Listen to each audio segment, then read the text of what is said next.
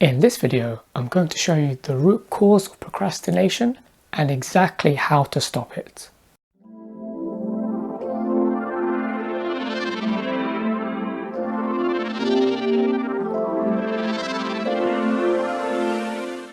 Hi, and welcome back to Mental Health Power. So procrastination is something that we all experience at some point in our lives, whether it's through our studies like at university or whether it's during our working life. This is something that can also occur in our relationships as well, and also through lifestyle changes. So at some point, we've all experienced it or we will experience it.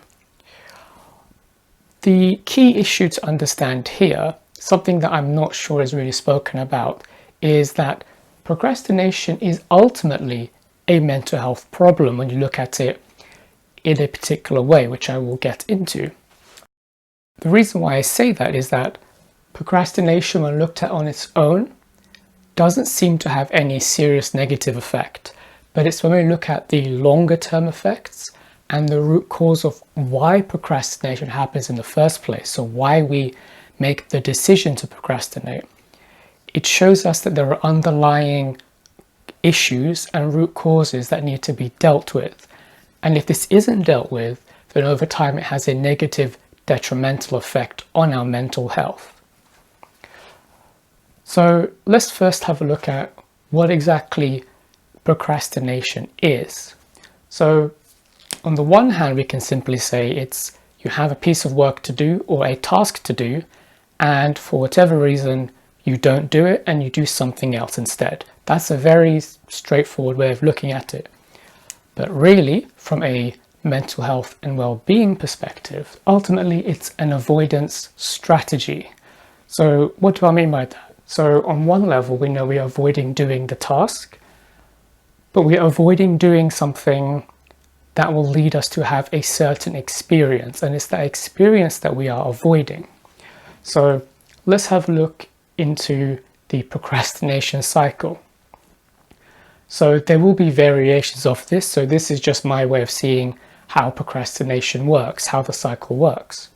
So there is some kind of task you have to do, and usually there's a level of importance attached to it, because when things aren't that important, then we tend to not have to procrastinate about them. Usually this task, because there is a level of importance attached to it, then there is a perceived challenge in completing that task. And so this is the aspect that I think often gets missed out, because after we perceive there to be a challenge, so when we know I have to do this particular task, we then experience something else, which is a negative emotion. So the negative emotion is felt. Once we feel that negative emotion because we've perceived there to be a challenge with this task, we then distract ourselves. So let's say there's a student that has some work to do for their university course, and they know they have to do this, but they have plenty of time to do it. They could choose to do some of the work now, but because it seems like such a big task, so a perceived challenge, often then they can end up procrastinating, because the perceived challenge brings on the feeling of difficulty, that it's going to be a difficult task to handle. It doesn't mean that it actually is a challenge, but it's just being perceived as a challenge. So then that creates a negative emotion, which could be the anxiety, for example, of not being able to accomplish the challenge, the feeling of discomfort. It can also be possibly related to the fears of failure, for example. Either way, there is some kind of negative emotion that they'll experience. When the emotion comes, they then distract themselves. Maybe they play video games, maybe they go out with their friends, maybe they binge watch TV or something, or just go on the internet for hours and hours. There are so many things that can be used to distract ourselves. After they've completed using this distraction, then there is a feeling of usually some kind of guilt or anxiety because the task has not been completed yet. this will vary, usually depending on how close they are to the deadline of completing the task. So this then will continue, because if they are quite far away from the deadline of when the task has to be completed, then often this isn't felt. But as you get closer, the level of guilt or anxiety or both will increase, and it will keep continuing until they complete that task, or until they cannot complete the task if something prevents them from actually completing it. So really the root cause is this. It's the negative emotion, but specifically not being able to handle and experience a negative emotion. Because if there was not a negative emotion, they would simply do the work, right? So when we perceive, okay, there's a difficult task we have to do, it doesn't feel comfortable, it feels uncomfortable. But if we could just continue regardless of the uncomfortable feeling, or if we just did not have the uncomfortable feeling, there would be no barrier, no difficulty in completing the task, right? So while this doesn't seem like so much of an issue at first, we also have to understand what happens after this cycle as well. So when you get to, let's say, this point here, when you've gone through the loop a couple of times, you've gone through this cycle a few times, you're losing something, you're losing a few things each time you go through the cycle. The first thing you're doing is you're losing a little bit of self-trust each time, a bit of self-worth, and also it's slightly affecting your self-image because of that. Because each time you go through the cycle, what you're showing yourself is that you are gradually losing control of yourself, and you're also showing that you cannot actually complete the task you set for yourself. So this does have a little bit of an effect each and every time, and it gets worse the more that you do it. For some people it's much worse than others, of course, so it does depend. But this also has a greater impact and impacts mental health, because ultimately our habits leak, so they have a domino effect onto other habits. So if you think about this cycle, and if you think about the fact that habits are built on repetition, so the more you repeat something, the more it becomes a habit, whether it's a positive one or a negative one, right? So this, because there is a cycle, there is repetition. So each time you go through this cycle, you're training yourself to avoid negative emotions. So you're training yourself also to use distractions when there are negative emotions. Of course, throughout life, we are going to experience all kinds of emotions. So this means you're training yourself, and this cycle here is exactly what I went through for many years. And procrastination is still something that, of course, I have to work on. I'm just a lot better than I used to. So we end up training ourselves to avoid negative emotions and use distractions. So these distractions are ultimately just coping mechanisms. So, and ultimately it doesn't help, right? It's just a short-term solution to avoid this. But we still experience negative emotions anyway, because of the guilt and anxiety that eventually catches up. But also what we're doing is, because we are avoiding doing difficult tasks or perceived difficult tasks, we are training ourselves to avoid challenges, and yet life is full of challenges. This also means that we're avoiding rewards, because any challenges that are difficult are most likely going to have a worthy reward. So we're training ourselves to not only avoid challenges, but to avoid rewards as well.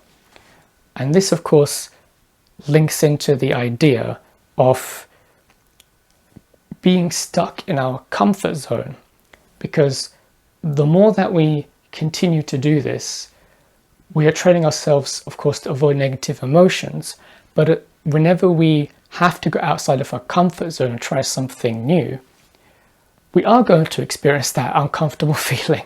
We're going to experience negative emotion.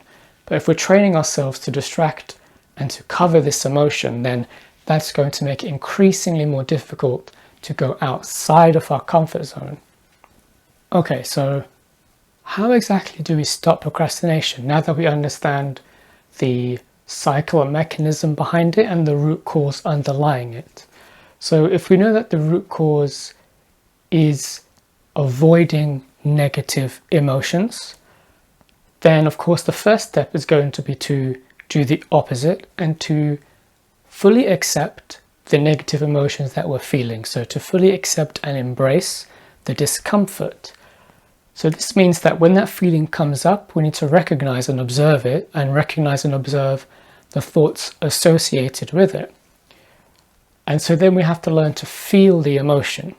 So if we're in this cycle and we've been doing it for a long time, the habit will be that we will automatically try to get away from it. So by practicing observing your thoughts and feelings as much as possible throughout the day, you'll develop the habit to be able to fully accept whatever emotions come up, to not try to resist or distract yourself from them, so that you can feel it fully. And what you'll find is when you start feeling the emotion, you'll see that gradually it eventually will come to pass. It's when we resist and try to suppress or distract ourselves, that's when the emotion will keep coming back eventually. So the more you feel it, you observe the emotion and you don't judge it, you'll find that it does become easier to continue with the task. And so what can help with this is also practicing voluntary discomfort. So this means in the way that we have previously trained ourselves to avoid negative emotions, you're now going to train yourself to voluntarily experience discomfort in different ways, so that your mind doesn't automatically try to get you away from it through distractions.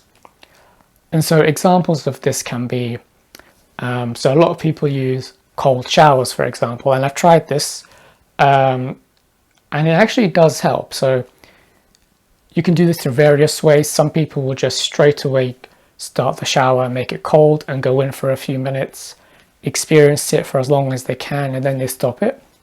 Or you can start with a normal, let's say hot or warm shower, and then change the temperature while you're in there for, let's say, a set amount of time. Let's say you say, okay, I'm going to start with 30 seconds of experiencing the cold, the freezing cold, and then you go back to warm. And if you do that a bit every day, you are in a controlled environment where you're able to create discomfort, and bit by bit throughout, let's say, each day, you can increase the amount of the discomfort you feel. And the more you're able to be present and to feel it, you'll notice that it becomes easier to go out of your comfort zone in different ways as well. So feeling negative emotions, for example. Other things you can do can be just doing something completely different outside of your normal routine. So it can be choosing a completely different route to take when you travel. It can be talking to random people you don't know just to see what happens. It can be, one thing I did was I just decided I'm going to walk out of my front door and just keep walking straight to see where I end up. That kind of thing. Just something that takes you out of your autopilot mind, something that takes you out of your habits that's just different. And there are so many things you can do. So these are just random examples. I'm sure you'll come up with other ones because everyone's going to have different ideas of what makes them uncomfortable. The other thing you want to be careful of is anything that provides instant gratification. So of course there are so many things that can provide that now. And this habit loop ultimately does train us to prefer and to look for instant gratification, because a lot of the distractions that we use, so mobile phones, for example, video games, the internet, social media, food, for example, or drink, a lot of these do provide instant gratification. So they temporarily suppress or take us away from the negative emotion so we don't deal with it. So you want to avoid instant gratification as much as possible. And I did a video related to this about why some of us can't stop using our phone. So you might want to check that one out to get more information on this.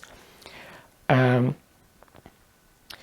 also want to remind yourself of the rewards that come from overcoming challenges, because we do live in the age of instant gratification, and yet it's difficult often to know, because of this, because we're used to the instant rewards that are small but temporary, it's difficult sometimes to remember how it's actually worth being patient and going through the discomfort to get the longer term rewards, and how these last for much, much longer and they are sustainable.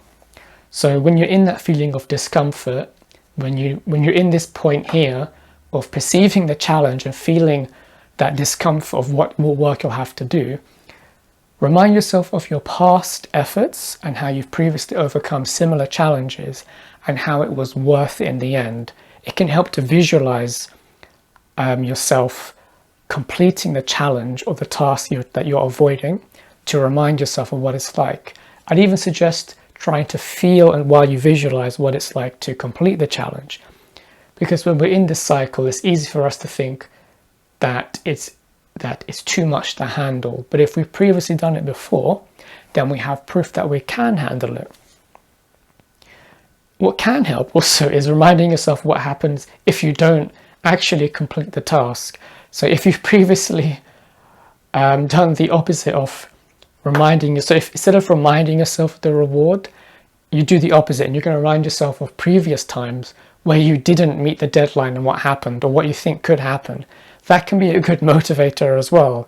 So you remind yourself, it's better to do this now so I can avoid the pain than to actually experience that pain. But ultimately, it's better to be motivated by the reward instead of just avoiding pain. Because then ultimately you're not really moving towards something, you're training yourself just to run away from something. So you'll have to judge which is better to use. Maybe you're going to use a bit of both. And of course, you also have to remember, this can help when you're visualizing, when you're in this point here in between these 2 points, and you're reminding yourself of the rewards. Also remind yourself that the hardest part is starting. So I find, and I think this is quite a common thing, it's just that first initial few steps that can feel challenging, especially if it's something that we're still new to, it's somewhat out of our comfort zone. It's just those initial steps that our mind creates this idea that it's going to be so much more harder. But once we get through those initial steps, usually it's much, much easier. So ultimately, when you remind yourself of this, this can help to actually complete the task, because you're reminding yourself that it doesn't mean that a task is hard, it's just you're perceiving it as being hard. So just as a reminder, and this is something you should remind yourself as you're going through this process, the root cause is the avoidance of negative emotions. So if you realize that procrastination is a real problem that you have, something that you chronically do, so something that has essentially become a coping mechanism, not simply a avoidance strategy, but it's a way for you to cope with the negative emotions on a deeper level, then this could hint that there's something much deeper, for example, traumas or unresolved stresses. And so, for example, some people may be avoiding the task because of the fear of failure, for example. So maybe they've had past issues where failing meant something really bad, or would be perceived as something very bad happening. And so sometimes the negative emotion is not simply because of the perceived challenge, but because of something even deeper than that. And so you'd have to probably look much deeper. And one of the ways of doing that is to simply sit with the emotion, sink into it, and feel it. And through that, you can sometimes remind yourself or remember when you first started to feel the emotion. And that can give you clues as to the origin of it. And I will do a video to go more into detail as to how you can understand your emotions and the origin of it. But there you have it. So that is exactly why I believe we procrastinate. And over here you've got exactly the best ways of, well, what I've used to stop procrastination. So thank you for watching, and I will see you in the next video. Take care.